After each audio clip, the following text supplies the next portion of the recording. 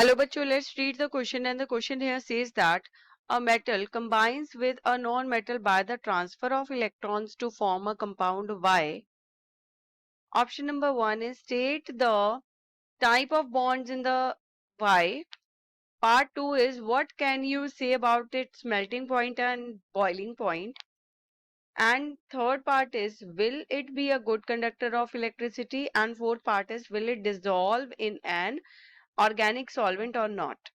So what will be the key concept for this question is to know about the types of bonds and their properties. So students को types of chemical bonds के बारे में पता होना चाहिए और उनकी प्रॉपर्टीज के बारे में पता होना चाहिए. Now first part of this question is, वो बोल रहे हैं कि जब एक मेटल कंबाइन करता है एक नॉन मेटल के साथ by the transfer of electrons, तो वो एक कंपाउंड बनाता है वाई. तो यहां पर ए जो है वो बी के साथ रिएक्ट कर रहा है. तो उसने क्या किया, ए ने अपने इलेक्ट्रॉन्स लूज किए और बी ने इलेक्ट्रॉन्स वो वाले गेन किए, और इन दोनों ने एक कंपाउंड बनाया जो है वाई. सो अब यहां पर आप देखें कि क्या है, आयंस बने. तो आयंस बनने के साथ हम कौन सा बॉन्ड बोलेंगे कि आयनिक बॉन्ड बनेगा. ये कंपाउंड जो है वो आयनिक बॉन्ड से बना हुआ है. सो हमने फर्स्ट पार्ट जो है वो कवर किया है, state the type of bond. So किस टाइप का बॉन्ड है, ये आयनिक बॉन्ड है क्योंकि यहाँ पर आयंस जो है वो बन रहे हैं.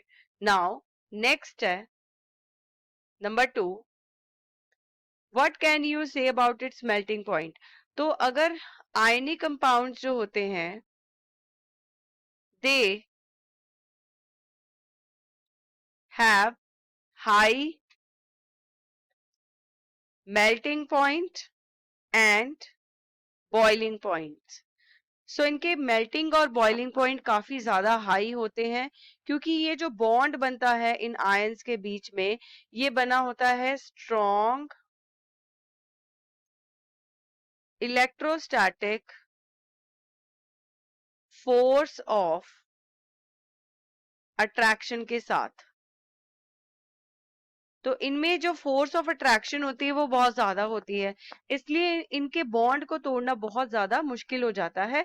इसलिए हमें टेम्परेचर जो है वो बहुत ज्यादा हाई करना पड़ता है मेल्ट करने के लिए या बॉईल करने के लिए. तो दैट्स वाई इनका मेल्टिंग पॉइंट और बॉइलिंग पॉइंट बहुत ज्यादा हाई होता है.